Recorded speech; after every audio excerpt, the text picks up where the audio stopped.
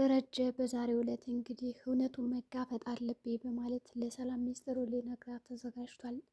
ነገር ግን ይህንን ሚስጥር እንዲሁም ደግሞ ከባድ የሆነውን ምናልባትም እኮን ትዳሬንም ልጆችንም ያሳጣኛል ብሎ ያስበውን እንግዲህ ሀሳብ በመጀመሪያ ደረጃ የሆነ ሰው ማማከር አለብኝ ብሎ ለሚሰጠው ሀሳብም ሆነ ምክር ደግሞ ጥሩ አመለካከት ያላትና ግንዛቤ የምትሰጠኝ እንዲሁም ደግሞ በውሳኔ የማተሳሳተው ብሎ ሊያማክራት የፈለገው ዳጣንም ነበረ። ምንም እንኳን ጉዳዩ እንግዲህ ያስጨነቀው የእሷ ነገር ቢሆንም ግን ደግሞ መናገር ስለነበረበት ብቻ ዳጣን ሄዶ አማክሯታል። እንግዲህ ዳጣን ከመናገሩም በፊት ስለ አንድ ቀበሮ ታሪክም ነግሯታል። እንግዲህ ያቺ ቀበሮ በጉድጓድ ውስጥ ገብታ እልም ያለ ጎርፍ በላይዋ ላይ እየዘነበባት እንደሆነና እንዲሁም ደግሞ ከዛ ጎርፍ ከወጣች በርጋ ያሉት አንበሶች እንደሚበሏት እየጠበቃትም ነበረ። ይሁን እንጂ ታዲያ አንቺ አሁን በእሷ ቦታ ብትሆኝ እንዴት ነው የምታደርገው?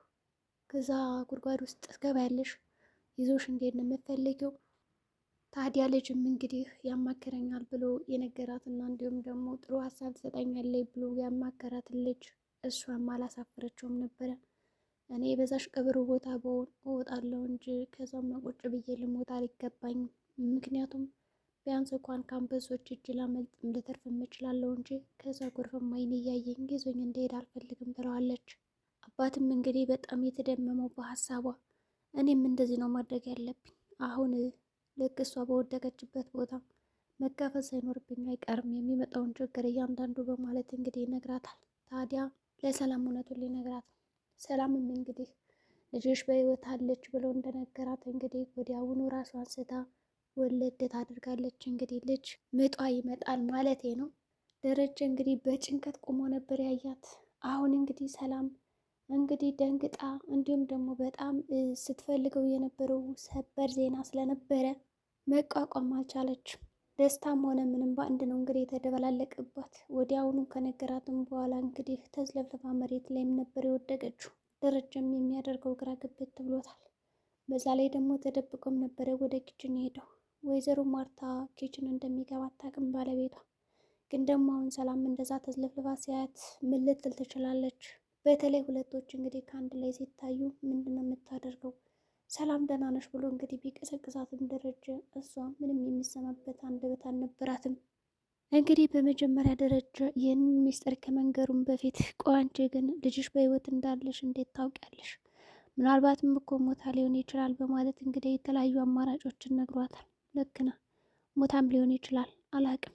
ደግሞ እኮ በህይወት ኖራ ይሄኔ በጎዳና ህይወት እየተሰቃየችም ሊሆን ይችላል፣ አንዱ ወንድስ ደፍሯት ቢሆን እያለች እንግዲህ የልጅን መከራና ስቃይ ሴት ከመሆኑ አንጻር የሚመጣባትን በደሎችና ይገጥማታል ብላ የምታስበውን ነገር ስታስብም ነበረ።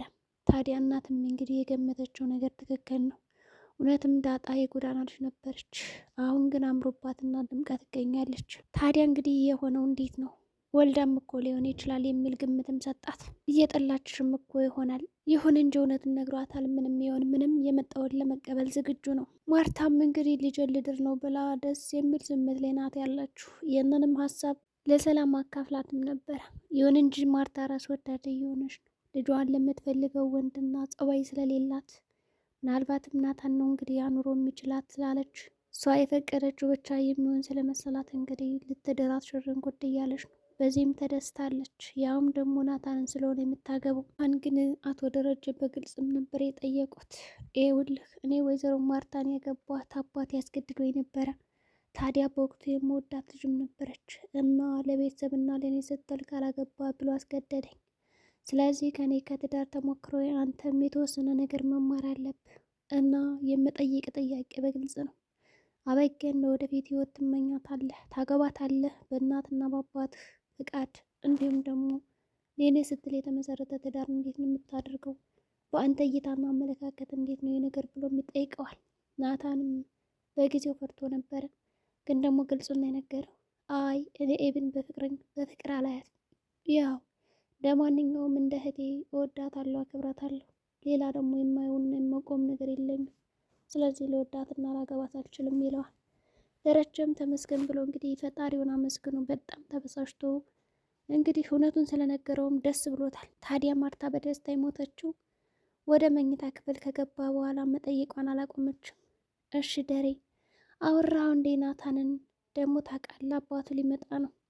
ያኔ ብቻ እሱ የሚልን ነገር አንድ ባንድ እሺ በለው እንጂ ከዛ ለኔ ተው፣ ሌላውን ነገርን ያደርገዋለሁ በማለት ደረጀ የናታን አባት እንዳያስከፈውና እውነቱን እንዳይነግረው ማስጠነቀቀችው። ይሁን እንጂ ደረጀም አሁንም ቢሆን ይቺ ማርታ ጠጋ ጠጋ የምትላት ነገር ወደ ናታንና ወደ አበጌ ምንም እየተመቸው አይደለም። ሚስቱን አሳምኖ እባክሽ ታያቸው፣ የራሳቸውን ህይወት ይኖሩበት፣ ናታንም ሆነ እሷ የሚፈልጉትን ህይወት ይኖራሉ። እሷ ስለፈቀደችና ስላለች ብቻ ይህንን ነገር አትፈጽሚ ብሎም ነገራት። ማርታ ግን አይ የልጅን ደስታማ ማየት አለብኝ፣ ደስታውማ እንደዚህ በቁሞ ሲሄድና ሜዳ ላይ ሲቀርማ ላይ በጣም ስለምትወደው በእርግጠኝነት ካገባችው ደስተኛ ህይወት ያኖራታል ብላ ነው የምታስብ። ታዲያ እኔ እኮ ናታን አናግሬዋለሁ፣ እሱ ስጠይቀው እንደማያፈቅራት ነው በግልጽ የነገረኝ። ስለዚህ ባክሽ ነገር አቁሚ ቢላት ሚስት እየሰማች አይደለም እንዴ? እንደው እስኪ በምን አንደበት ነው ያው አልወዳትም ብሎ የሚነግርህ? ያፍራል እኮ ልጅ ነው ብላ እንዳልሰማች ያስመስላ እንግዲህ ነገሩን እንደበስበስ አድርጋ ደረጀን ለማሳመን ሞከረች። ያው ስለሚያፍር ነው በቃ። በዛ ላይ ባለፈው ነው የራሱ ጠይቄው ቆንጆ ነው ብሎኛል እና አውቆ ነው ትለዋለች። እንግዲህ ጉዳዩ እየተባባሰ ነው። ዳጣ በዚህ ጉዳይ እንግዲህ ሰምታለች። ያው ለአባዬ እውነቱን ነግሬያታለሁ ይላታል ናታንም። እንግዲህ ፍቅራቸውን አገኘን ብለው ደስ የሚል ጊዜ እያሳለፉ ነበረ። ታዲያ ምን ያደርጋል ያቻ አበዬ እንግዲህ ፍቅራቸውን ልታለያያቸው መታለች። ቀለበትም እንግዲህ ካላሰርኩ ሙቼ እገኛለሁ እያለች ነው። ማርታም ለልጇ ስትል በእርግጠኝነት ይህንን ነገር ታደርገዋለች። ናታን በይወዳት እንኳን የናታን አባትና ማርታ ከተስማሙ ናታን ደግሞ ምንም አያመጣም ብዬ አስባለሁ። ምክንያቱም የናታን አባት ያው ናታን አባቱን በጣም ስለሚወደውና ስለሚያከብረው አስገድዶ እንግዲህ አበጌን እንዲያገባት በእርግጠኝነት ይህ ነገር ይፈጸማል ብዬ አስባለሁ። እንዲያገባት ይወሰንበታል። እንግዲህ በዚህ መካከል ዳጣ ጎዳና መቅረቷ ይሆናል ማለት ነው። ግን ሰላም በሰዓቱ የምታገበው ናታን ነው ብላ ስነግራት ወይዘሮ ማርታ በጣም ነበረ የከፋት። ምክንያቱም እንዲቀራረቡ ያደረገቻቸው እሷ ስለሆነች አሁን ከተለያዩ ዳጣ ትጎዳለች ብላ ነው የምታስበው። ከዛ በተጨማሪ እንግዲህ አሳይቶ መንሳት ይሆንባታል። ፍቅረኛሞችም ማለት ነው።